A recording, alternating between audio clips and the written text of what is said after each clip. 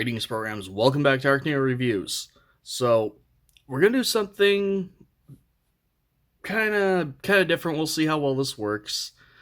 Today, I'm gonna be going ahead and looking at a figure that I have talked about on this channel for a while. I've mentioned this figure here and there. He's popped up in some stuff, but I've never actually reviewed him. We're gonna go ahead and look at the third-party Newage Lucifer. This is the EX, like cartoon color version, to be specific, for those who care. But just for fun, while looking at this guy, we're also going to compare him to the fourth party Jinbao False Eporer. Yes, very well-known name typo. Clearly supposed to be False Emperor. They called it Eporer. It was funny. So, yeah. Now, right off the bat, I will say, while we're going to clearly see a lot of differences in the colors between them, I'm not going to bother doing any kind of, like, color comparisons, because these are very, very clearly going for completely different styles. This one, even though they call it the cartoon version, still has, a lot of added details. It's probably actually still aiming for the toy look more than anything else. While this one's actually the one going for the cartoon look. But I thought this would be a little bit of fun. Show some of the changes made between them. As you can see, while this guy has mostly just, some tampo details up here, possibly stickers that are just really, really well applied. It's like some things have an edge around them, but they don't peel. I'm not 100% sure if it's like just a tampo style or what. This guy actually has some added molded detail in that section that this guy doesn't have. You can see these extra little wing filler pieces back here. And again, some spots here where there's, added detail. These little nubs right here that aren't here. Lots of just some little tweaks. As well as, interestingly enough, while the front landing gear on these guys is the same, the back landing gear are different. On the Newage, they actually fold out of the shin, whereas on this guy, they're just located right there on the underside of the feet, which is kind of similar to that other, those Starscream and, Seeker stuff that I looked at a while back, where I wasn't even sure who made it technically. So really quick, we will go over the accessories these guys have in common. First up, we have the thruster effects. You've got this kind of, blue and clear going on in the Jinbao, while you have a more traditional fire color from the Newage. You have the null ray effects, which for the Jinbao are clear and kind of pink on the end, where once again you have traditional kind of fire colors for the Newage. They each come with their own respective Megatron guns, which are just, they're almost completely identical. Just, the Jinbao one's slightly less shiny and it's a little bit bigger. Everything about the Jinbao one is like 20% bigger, which is just funny to me. You have a selection of spare hands. The hands even are exactly the same. I still have these ones here on sprue, but yeah, this is even the same way that the Newage ones showed up on these connected sprues. Same hollow spots underneath them and everything. Looks like the knuckles are a little more defined on the Jinbao. But, you've got pointing fingers for each side, and you've got open palms for each side.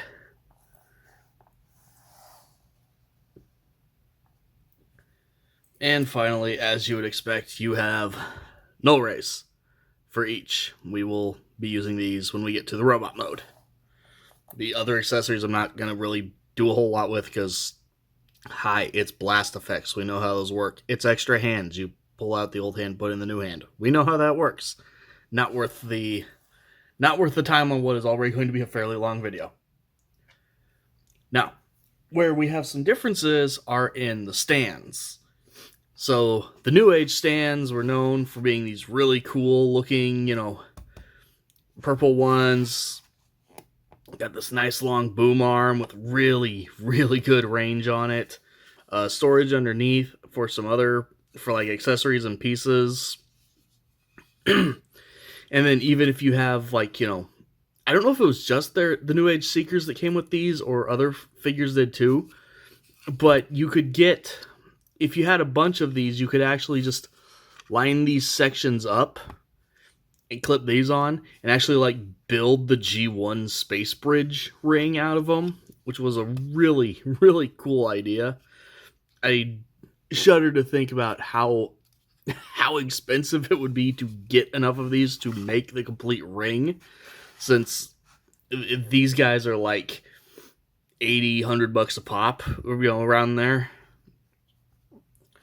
Whereas we have a definite downgrade in the stands for the Jinbao, though it does still do its job pretty well. It's got some spots to plug in extra accessories, though funny enough, in the upscaling, the hand pegs don't fit in there anymore, so really your only option is, shove in the blast effects there.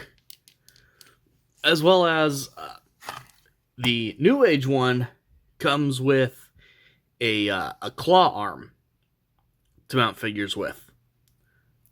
Even has little teeth in it to, move the other side on its own for you.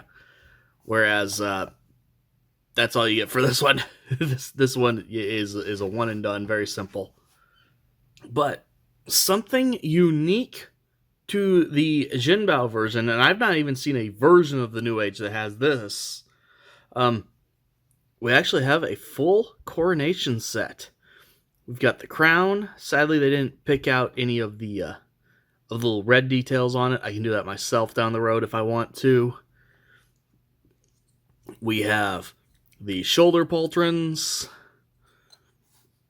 And then we have a cloth cape, as well as the little pieces we'll be using to attach said cloth cape. Because there's actually some substantial changes in the wing engineering, mainly around these filler pieces, but you will also notice there's a little peg right here that is not present on this version of the figure. I kind of wish that this one had the tab, because that will be holding things together in the robot mode. But speaking of which, let's go ahead and I'll transform this guy on camera, and then we'll do the other one just kind of sped up, since transformation goes down exactly the same on both of them. So, get started here, and you will have to bear with me. This isn't something I do a whole lot. This guy kind of lives in his robot mode. We're going to go ahead and take off the small missile pods there.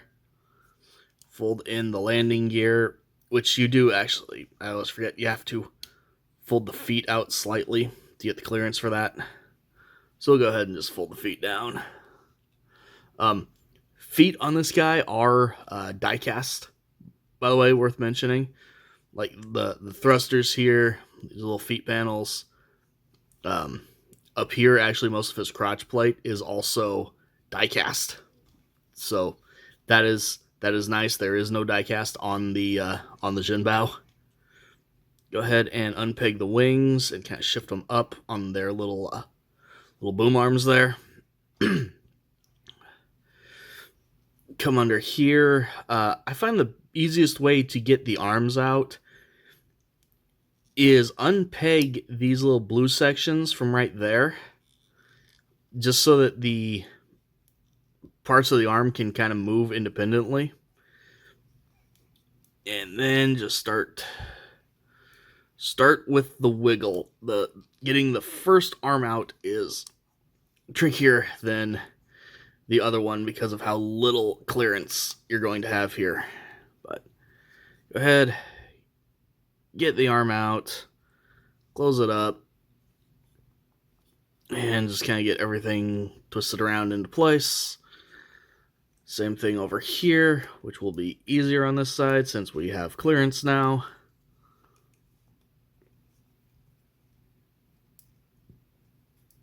At least a little easier. There we go. There we go. Come on, come on. You can do it, bud. You can do it. There we go. So, there's that. Get things spun around to their appropriate sides. Open up these little red sections here that are pegging into the sides of the thigh. Come to the back here. There's a little spot right there. Usually the best way to get it to fold up, especially on this guy, is just let the nose cone droop. It'll push this up a little bit. Then you can bring the nose cone up and rotate it right there. And then rotate again right here. Bring this down and through. Here can be one of the fussier parts of the transformation, trying to grab a hold of these sections and get them rotated out and around. As is usual with this figure, first one is harder than the second one. Come up here, split the nose cone on its little double hinge. Then this section is on its own little double hinge boom arm thing. Fold all of this down and up. And bring all of this down. You've got two little notches sticking out there that will slot in back there to hold everything together.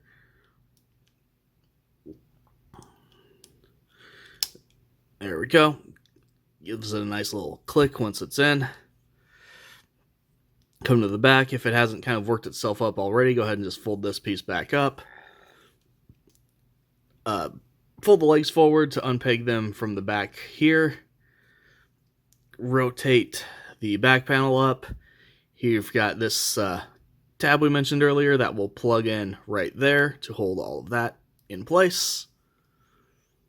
Then the legs on this guy are really, really cool in my opinion. It's actually not too dissimilar from what Make Toys would end up doing with Meteor. Or Screaming Meteor, or Howling Meteor. I can never remember what name they ended up going with on that guy. I do have him. We may look at him at some point.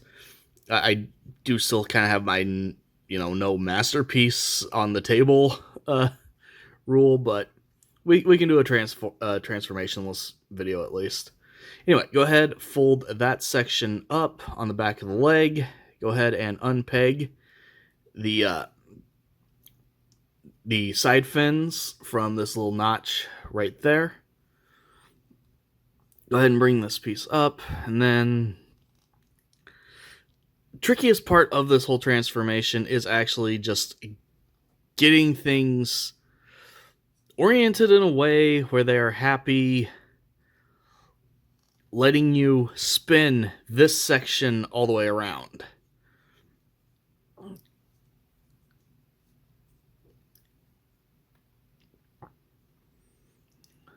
And it does specifically need to rotate, like this part comes down. It will not, so the piece with the notch has to swing out. You can't swing it through the inside of the leg. There is not clearance for that. It is, kind of side specific. Come over here, fold up that piece of the tail fin. Rest will slot in down in there. Fold this down over, and then you've got a little slot tab like that. And there is your intensely clean leg transformed up. So, same thing over here. Open it up. Untab. Kind of bring things up and out of the way as best you can. Swing out the slotted side over the outside of the leg.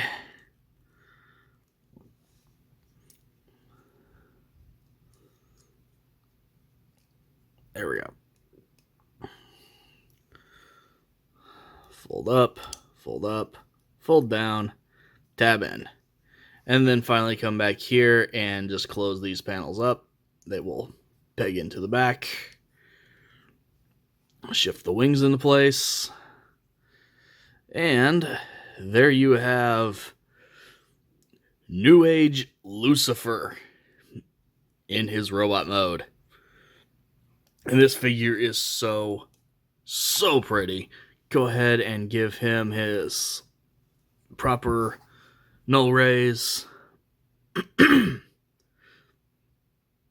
Sorry about if you're hearing any of the any of the throat stuff. If I'm not able to edit all of that out, I was climbing around a mountain the other day, and in general, the works are just a little gummed up. But we'll bring him in. You can see golden eyes. He's got that really classic, just completely black Starscream head they used to use. One last thing. On this version of the figure, go ahead and just tip those little shoulder pauldrons, or those aren't shoulder pauldrons, but whatever they are. Tip those forward. They don't move on the other figure, and I've been messing with the other figure more often. So, posability on these guys is the same. You've got a ball joint in the head, which only gives you a little up and down, a little side to side. It's mostly there for the rotation. You do have this kind of shifting joint in the shoulder that moves down from transformation. Ball joint in the shoulder for full rotation, except for the fact the wings are in the way. You can actually move the elbow inward at that spot if you want to. You've got a rotation there, just above the elbow. Single jointed elbow for 90 degrees. The hands are just pegs, so you will have a wrist swivel there from the peg. He does actually have...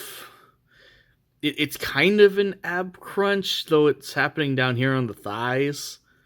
And the fronts of his little skirt here will move to allow for, better range on stuff. Does the full splits. He kicks forward all the way without using the little extra folding piece down there.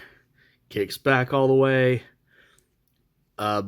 Rotation just underneath the thigh ball joint. 90 degrees at the knee. And really, really good ankle rocker as well. So, 1 second, we'll get the other guy ready to go here. And here we have the false Eporer in his robot mode. Now, really quick, you will notice some extra wing pieces standing up. We will deal with those in a bit. For now, we're just going to leave them standing up. The one thing, only real difference here in the robot mode is, besides just the details and the fact that the shins look a little different because there's not a landing gear to fold out, is while I don't think it's intentional, while his shoulders stop there, this little section will actually fold up a little more freely on this guy, so that his arms can go just a smidge higher. And you can see it is wobbling around this section. And then, as mentioned before, yes, you don't have the tab in the back, but the joints on this guy are actually very tight, so not too big of a deal. As you can see, he's got a more traditional smirky Starscream face whereas the New Age one was very much just a full stoic. You can see they also did actually like mold out his little chest turbines there, whereas this guy just has black holes. It's funny, they call this guy cartoon, but this looks so much like the old like the comics version of Starscream, actually. But other than that, though, that everything about this guy is the same little front skirts, same range of posability. His chest pieces will like wibble around a little bit more. Some of the tolerances are just slightly off from the enlarging process, but at the same time, it actually makes certain things like folding up the wings actually easier on this version, just because you do have that little bit of extra room from the larger pieces. But what makes this guy cool, and like I said, his claim to fame is he actually has a coronation set. So to get that on, we'll start by grabbing the little shoulder pauldrons, and there's actually a little nub on the back of his shoulders that does not... Oh, I guess it is there, but it's just even shallower on this guy. Maybe there is a version of this guy that has a coronation set. That would be neat, actually. I need to look into that now. And I will warn you, both of these figures, you want to use the stands. Just the shape of these feet don't always work the best, especially since, we are on a soft surface here. It's not even completely smooth. But go ahead and just slide the pauldron over that spot. It can fight you because, again, the looser joints here, the shoulder will be more prone to just kind of sinking down in and disappearing on you. But you have a very noticeable click once you get it on. Same thing over here.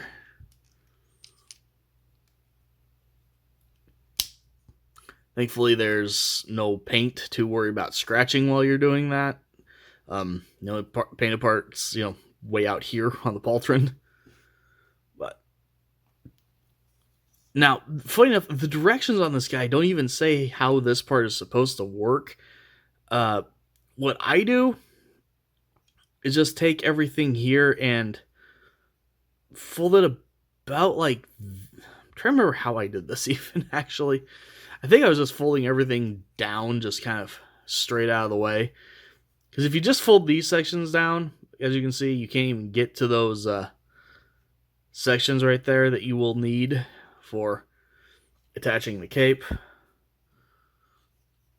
But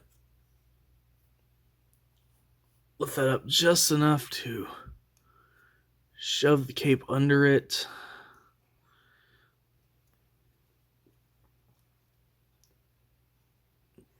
Get the holes to line up and push one of these through. I'm gonna say I'm struggling a little bit because high on camera, weird angles, blah blah blah. I complain about this a lot. It is very, very trivial to do this when you're not trying to reach around the camera.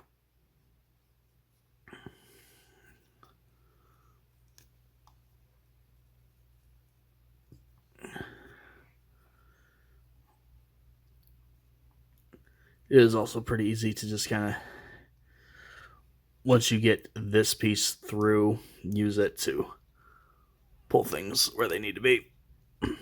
So, make sure everything's kind of shifted around and even as best as it can be.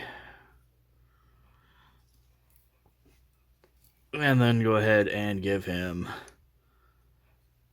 the crown. Come on. Take your crown. There we go.